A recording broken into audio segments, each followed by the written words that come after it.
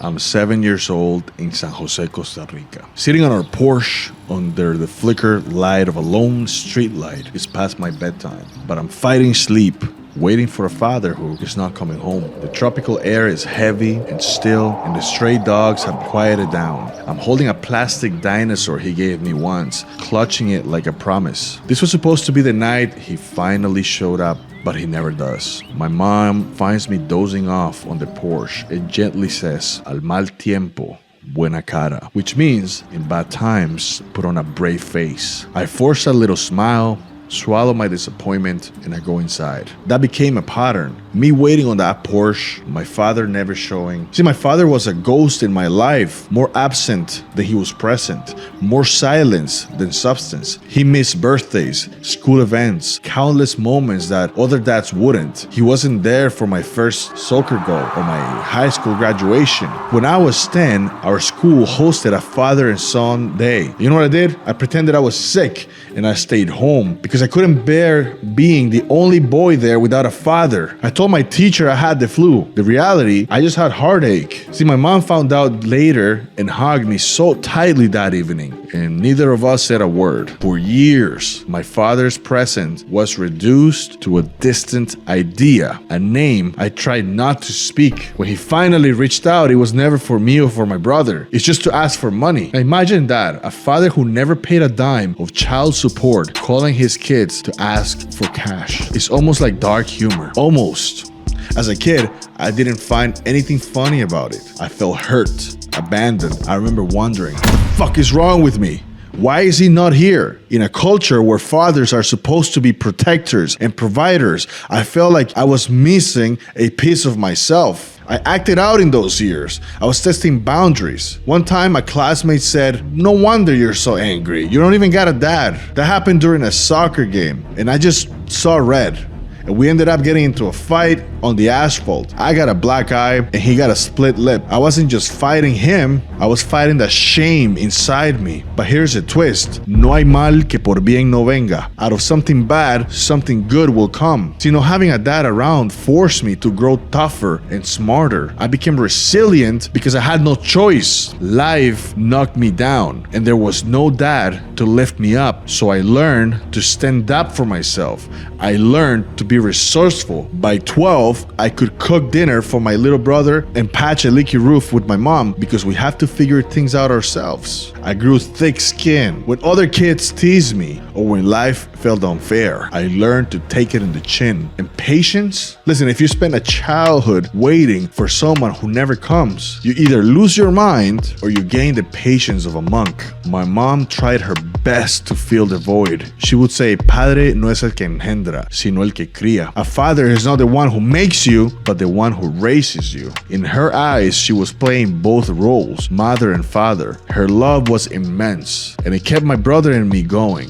day by day. Now, by day, my mom worked 2 jobs, and by night, she still helped us with homework. She'll listen to our worries. I often saw her falling asleep at the kitchen table, exhausted, but she never complained. She just said a prayer, gathered herself, and kept going for us. But even with all that love, I still felt emptiness where a dad should be. In my later teenage years, I was haunted by a new fear. Would I turn out to be just like him? See, there's a saying that says, "De tal palo, tal astilla," like father, like son. Was I destined to repeat the same mistakes? My brother and I talked about this one time in a rooftop. 2 fatherless teens staring at the stars. We made a pact. When our time came to be men, to be fathers, we're not gonna be ghosts. We will show up. We will prove that dicho wrong, that we did not have to be chips of the old block. And as I grew older, I realized our story wasn't just our story, it was bigger. I started looking around and saw so many families like ours. In the United States alone, roughly 3.5 million Latino families are led by single mothers. Now let that sink in. Millions of kids growing up without a dad at home, just like I did. And across Latin America,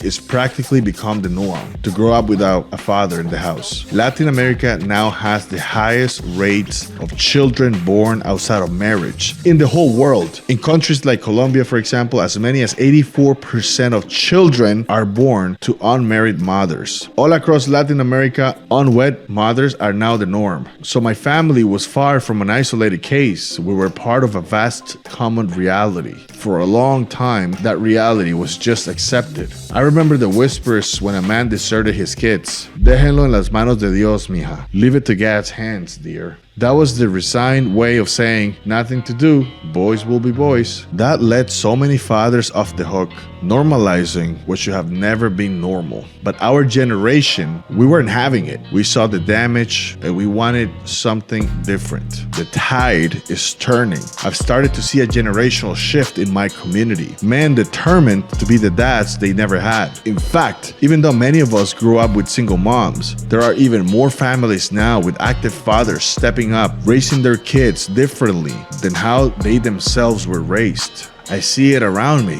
Guys I grew up with who also had absent dads are breaking the cycle. They coach their kids' soccer games. They change diapers. They show up to parent-teacher meetings. It's like a quiet revolution, one bedtime story at a time. For me, that revolution is personal. It's my brother holding the line because my brother became a father at a very young age. I still remember the night his son was born. I was at the hospital, just pacing back and forth. When I finally got to see him, he looked at me, half laughing, and said, I have no idea what I'm doing, but I'm here. I'm not going anywhere. In that moment, I felt something in my chest unclenched. I thought of our father for a second. He probably had never held us like this, look at us with such love. Probably not, but it didn't matter now. My brother was busy rewriting our family's history, turning the page on the past and starting something new. Our father's cycle of disappearing acts ended right there in that hospital room. My brother didn't run. He stayed. The little boy is 10 years old now, and he adores his dad, my brother. And you know what? He's not a perfect father. He's still learning, still sometimes afraid, but he's present. He tries every single day to be the dad neither of us had. Watching him, I realized that a simple act of trying can make a difference. Becoming an uncle was life-changing for me too. I am Tío Chris now, with a lot of nephews who race into my arms whenever I go see them. I spoil them whenever I can with candy and food. I try and teach my nephew how to kick a football, how to hit the pads, do boxing. I give my niece advice about school. I have good conversations with them. Words of wisdom that I never heard from my father. In a way, being an uncle has given me a little taste of fatherhood, showing me that I don't have to be biologically their father to love them fiercely and guide them. One afternoon, my nephew, who was about 3 years old, accidentally called me Papa. We both froze. I corrected him with a smile and I said, no, I'm Tío Chris. And he laughed and went back to playing. I turned away and let out a breath I didn't realize I was holding. It hit me then that even as an uncle, I was feeling a little bit of a fatherly role, and I felt proud that I could be there for him in a way my father wasn't for me. Sometimes I think about my friends who had what I thought was everything. One friend in school had the big house, the new video games, the dad who never missed a basketball game. I'm not gonna lie, I used to envy him a little bit. But years later, I saw how things turned out. My friend who had everything handed to him, he grew up hesitant, unsure of himself, and lacking that fire inside. Meanwhile, guys like my brother and I, who had to fight for every inch, grew up hungry to prove ourselves. Adversity gave us ambition. It lit a spark that comfort might have kept dimmed. Life has a way of balancing things out like that. So what is la moraleja de la historia? What is the moral of the story? Is that pain and loss can shape you, but they don't have to define you. Yes, growing up fatherless, it hurt me. It left scars, but those scars turned into strength, into resilience. And I've learned that even a dad who sticks around is not a superhero. Present fathers can stumble and struggle too. There's no such a thing as a perfect dad. The difference is that they try, they show up. If there's one thing I carry forward is this: trying your best as a father counts for a lot. My brother is not perfect, but by being there for his kids, by trying and showing up every day, he's giving them something we never had. He's proof that a father's love doesn't have to be flawless to be valuable. As for me, I don't have kids yet,